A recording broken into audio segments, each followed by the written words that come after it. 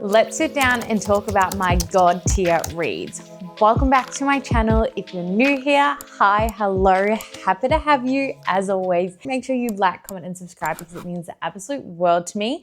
But it's about time I updated you on some of my 5-star reads. It has been over 2 years since I did one of these videos, and it's safe to say I feel like if I went back and watched that video, which I'm not going to because I might cringe at myself, I probably wouldn't rate them 5 stars, or maybe some of them would, but I feel like it's just overdue to update you on some of the books I've rated 5 stars. But I feel like the list I've curated here for you today are some of my God tier reads that I'd recommend to you and to so many people for so many different reasons. So we have quite a good mix here. In saying that, I feel like there's definitely other books I have rated 5 stars over the last 2 years or the last year, but these are just the ones that currently stand out to me, and I want to sit down with you, have a coffee, and just like chit chat all about the book if you were to read it with me. So stay tuned and stick around because we're going to jump straight into it. Number 1, this is a part of a series, and I would recommend the whole series so far, but the series is not complete. So I'm going to recommend you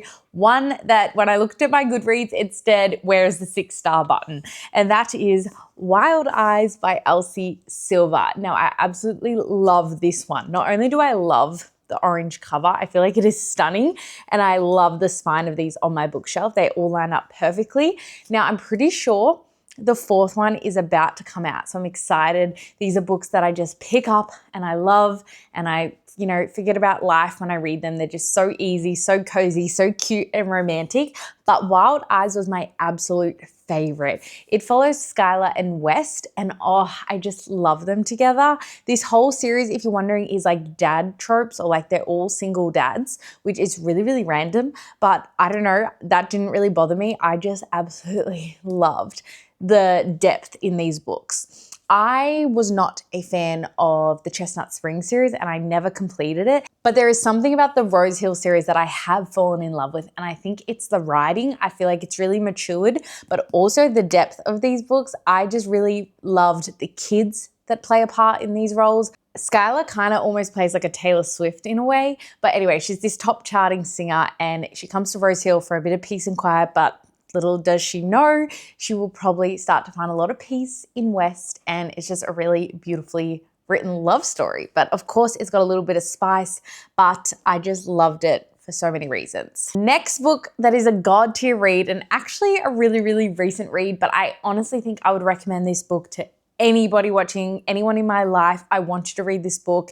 It's not a self-help book, but it's definitely closer to that genre, but it also is based off a true story. And oh my God, I got this recommendation from Steph Boa on YouTube, but it's super short and sweet. And when I say sweet, it is so sweet. But this book did make me cry, and that is Tuesdays with Morrie by Mitch Albom. Let me tell you all about this book because I am in love, and this is a book I would buy as a present for someone. But basically, it just gives you so much meaning about life, and it's following this man, interviewing this man as he's kind of dying. But he held this class on like the philosophy of life every Tuesday. So Tuesdays with Morrie.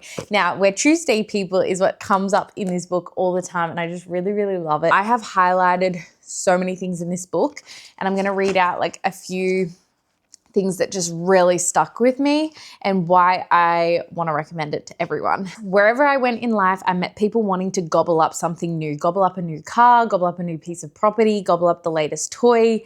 And then later on it says, these were people so hungry for love that they were accepting substitutes, embracing material things and expecting a sort of hug back, but it never works. Oh my God. Money is not a substitute for tenderness and power. Sitting here dying when you most need it, neither money nor power will give you the feeling you're looking for, no matter how much of them you have. I just love it. We are great at small talk. What do you do? Where do you live? But really listening to someone without trying to sell them something, pick them up, recruit them, or get some kind of status in return. How often do we get this anymore? Oh, I love it. I just think in today's society, this is such a beautiful book to read. And it says, people are only mean when they're threatened. That is what our culture does. When you get threatened, you start looking out only for yourself.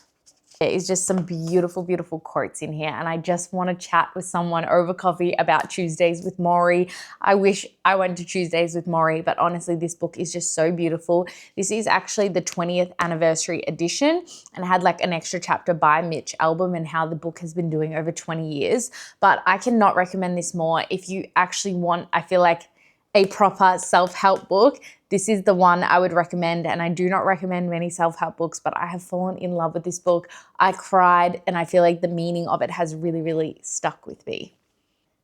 Next up is another series. Now, I recently just completed this series, and you probably know what I'm talking about if you're on the bandwagon of the Windy City series. Now, I picked out Caught Up because I feel like this is one of my absolute favorites. Kai and Miller, I really, really loved them. I need to pick up the new book, but this is like the whole series. A lot of people don't like Mile High. I didn't mind it, but then everyone loves The Right Move. They love Caught Up. They love Play Along. And then the recent one is Rewind It Back, which I also gave 5 stars to. So this is like a 5-star series for me.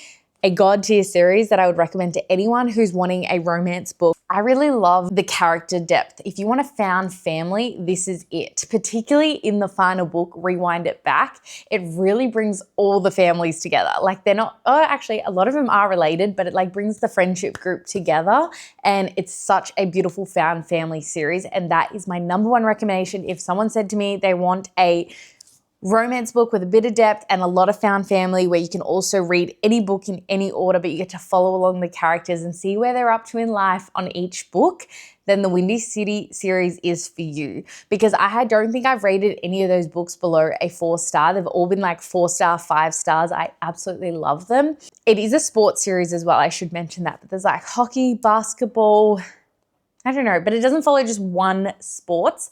There's a lot of different ones in each book, which I really, really love. Some of them are quite connected, like some of them are on the same team, some of them just know of each other, and I cannot recommend the Windy City series more. And I'm actually really, really sad that it's over, and I can't wait to see what else maybe Liz Tom Ford maybe will write later on if she writes another series, but I do really, really love that series. Moving along to a God tier book. And if you have been on my channel and watched any of my other recommendations, I recommended this book, and it is definitely a God tier book of mine and has really stuck with me this year.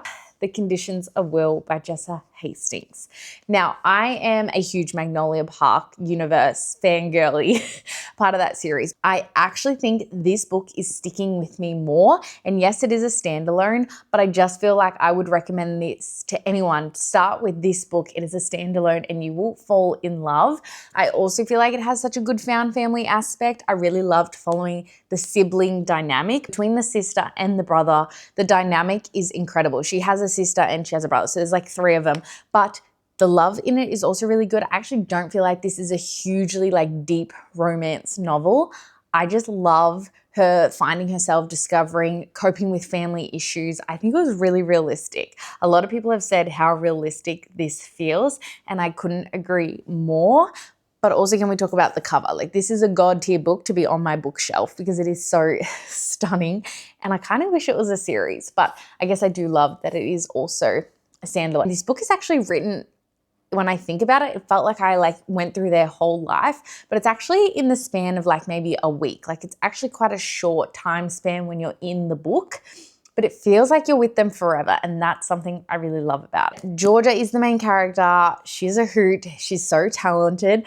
The things she studies at university, you get snippets of that throughout her thinking and the book, and that is just so fun. And I'm not going to spoil it, even though I think it's well known, but I just feel like it's fun to dive into that in the unknown. But I couldn't recommend this more if you want family dynamics, found family, a little bit of romance, cleverness, poetry writing, like it's just everything in one. Next up on my list, I have not read this in quite a long time now, and when I was looking through my God tier books to pick for you, I was like, yes, I absolutely loved this book, and that is The 7-Year Slip. And I think a lot of people in the YouTube community have loved this book, and I haven't loved a whole lot more from Ashley Poston, but I just cannot stop thinking about Clementine in this book, but also the way I've never read a book that kind of goes back and forth between ghost and real life. And now that might almost make you not want to pick up the book, but I have never read a book done so well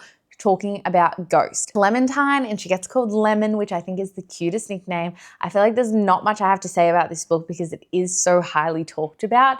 But yeah, one day she comes home from work, she's not really loving life and her work and everything, and her grandma has passed away, but she finds this strange man standing in her kitchen, and that is all I will say. Moving on to fantasy, romantasy, high stakes. This is my absolute god tier series that I'm so glad randomly came into my life last year, and now I recommend it to everyone. When someone tells me they're reading like fantasy, I'm like, but have you heard of this? Because I feel like it is not hyped up enough. And that is the Gods and Monsters series. Now, this is by Amber V. Nicole, I believe, but just starting off with book number 1 is my absolute favorite and really, really hooked me in. But they also just get like more and more high stakes, fun. She's a baddie. We love it. But this is the Book of Azrael. Now, I always ask people, have you heard of the Book of Azrael? If you're a fan of ACOTAR, Throne of Glass, Book of Azrael is for you. Basically, the whole premise of this book starts off with Diana made a deal with a very evil king to save her sister. And then Diana is just a baddie, right? You are going to follow this series, and the things Diana does, the things she says is so good. And honestly, this had me laughing out loud. But the high stakes in this, I really, really love. And I'm so excited for book 4 to be coming out this year. I feel like I've been waiting for it for so long. But yeah, I absolutely loved this series. Am loving it. Hope I love number 4 as much as I loved this, but I want everyone to read this because I just want to talk to them about the Book of Azrael and cliffhangers. These books end on cliffhangers, which I absolutely love in a fantasy series.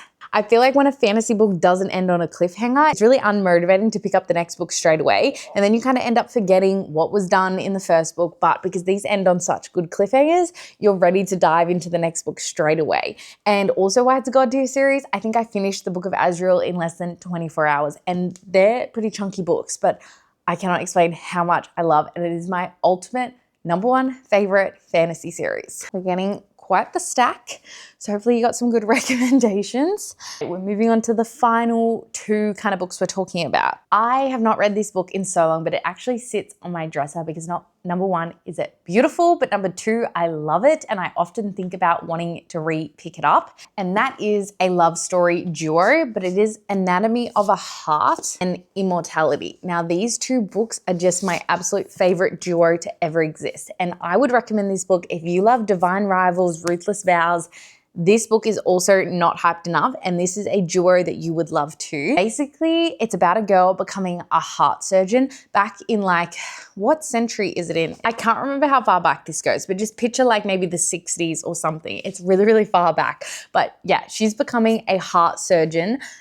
And she dresses up as a boy in order to be able to do that because it was not allowed back then, but she's just defying all odds in this book. I loved it. I couldn't put these books down. She goes to this lecturer's class to become a heart surgeon. She's proving them all wrong, but she is pretending to be her brother. But yeah, these books are incredible. I really, really love them. I also think if you love lessons in chemistry, you will love these. It's similar vibes. It follows Hazel, the girl becoming a heart surgeon, and it follows Jack, who's a resurrection man. And I am ready for a reread, so that is your sign to pick this up as well. We are up to my final god tier book recommendation, and that is none other than a Kristen Hanna book, which is The Nightingale. This book is so beautifully written and so heartfelt, and it will leave you bawling your eyes out. I don't think I could say any other book has made me cry this much. It is absolutely gorgeous, heart-wrenching, and definitely one that I think a lot of people should read. You're following 2 sisters while their husbands have gone off to war, but not often do you get to hear stories about the women during war. So this book is exactly that. It follows 2 sisters, 2 very different sisters, and how their life goes during the war. This is set in France and it is beautiful. I feel like you can really visualize it, but also it's just gonna pull at your heartstrings a lot. I cannot recommend this more. I think it's so emotional, so make sure you pick it up at a time that you are ready to cry and maybe at a time that you're already not too down, because this definitely is a sad book, but also it's really, really meaningful and the writing is beautiful. Kristen Hanna, The Nightingale, I need to read more of her work, but I do really, really recommend this book, and it was definitely a 5-star book.